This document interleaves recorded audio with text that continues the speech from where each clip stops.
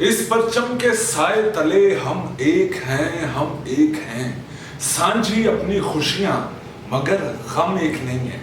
क्योंकि गम एक किस तरह हो सकते हैं, इस मुनाफाखोर कौम के, इस कारोबारी कौम के गम किस तरह से एक हो सकते हैं।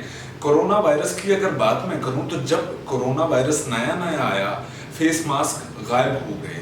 जिनके पास फेस मास्क पड़े हुए थे उन्होंने ज्यादा मुनाफा कमाने के लिए कारोबार बना लिया उस चीज को और डबल ट्रिपल पैसों पर बेचना शुरू कर दिए। इवन आज भी क्लिनिकल फेस मास्क जो है वो 11 रुपए तक का मिलता है। हालांकि आम दिनों में मुझे याद है मैं मेडिकल स्टोर से जो रिटेल प्राइस रेट है उसका 5 रुपए था और 5 रुपए का मैं एक फेस मास्क लेकर आया करता था। कारोबारी माशाल्लाह हम इतने बड़े हैं, इतने बेहतरीन किस्म के कारोबारी हैं हम कि एक इंजेक्शन आया है मार्केट के अंदर जिसका माना ये जा रहा है कि जो लोग कोरोना वायरस से आईसीयू में चले जाते हैं, फर्स्ट ऑफ ऑल वो इंजेक्शन गायब हो गया मार्केट से। जैसे इंजेक्शन इंट्रोड्यूस हुआ वो इंजेक्शन गायब हो गया। इंजेक्शन गायब होने के बाद अब ब्लैक में वो इंजेक्शन मिल रहा है जिसकी असल प्राइस थी 20,000 रुपए और ब्लैक में अब वो इंजेक्शन मिल रहा है लाख रुपए से 1.5 लाख रुपए तक। और उसके लिए भी लोग एक दूसरे के जिसे कहते हैं मिन्नतें कर रहे होते हैं, कि मिन्नतें समाजतें कर रहे होते हैं कि कोई वो इंजेक्शन ढूंढ दे, उन्हें कहीं से ढूंढ दे, उनका कोई प्यारा मर रहा है। तो हम किस तरह से एक हो सकते हैं, हम किस तरह से सोच सकते हैं कि हम एक हैं, क्योंकि हम तो मौत पर कारोबार करने वाली कौम है। हमें जिंदगी से, हमें खुशियों से, हमें गम से लेना देना नहीं है। हमें सिर्फ पैसा बनाना है, हमने सिर्फ कमाना है।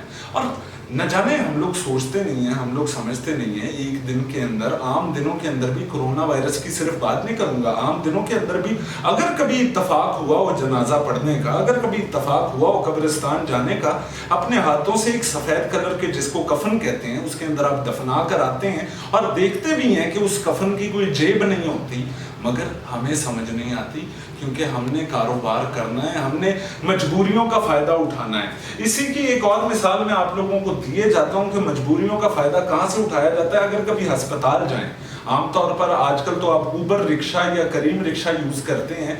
अस्पताल में आप परेशानी में होते हैं, परेशानी के आलम में होते हैं और आपका जहन सही से काम नहीं कर रहा होता। वहां की कैंटीन्स पर जाएं, डबल महंगी चीज मिल रही होती है आपको।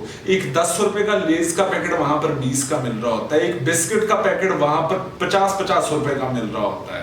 बोतलें वहां महंगी मिल रही होती हैं, जूस वहां पर नाकिस क्वालिटी के और महंगे मिल रहे होते हैं। अगर आप रक्षा बुक करवाने की बात पर आ जाएं, जहां पर एक अस्पताल से आपके घर का किराया 200 रुपए होता है, वो आपसे 350 या 400 रुपए मांग रहे होते हैं, क्योंकि हम मजबूरियों पर कमाना जानते हैं, क्योंकि हम एक दूसरे का फायदा उठाना जानते हैं, क्योंकि हम एक दूसरे की बर्बादी पर हंसते हैं, खुश होते हैं, अच्छा महसूस करते हैं और एंजॉय करते हैं कि जी लूटने का मौका है, लूट लो। आजकल अगर आप किसी ताजिर से पूछ लें जो ये चीजें कर रहा है, खैर हजरत अगर आप भी ये कर रहे हैं तो गैरत तो आपको भी देख कर नहीं आएगी, और मैं जानता हूँ गैरत नहीं आएगी।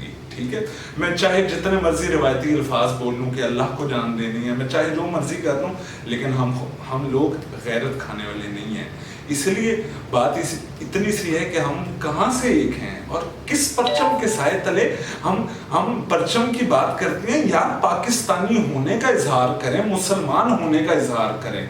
मुश्किल का वक्त है, एक दूसरे के साथ मिलकर चलें।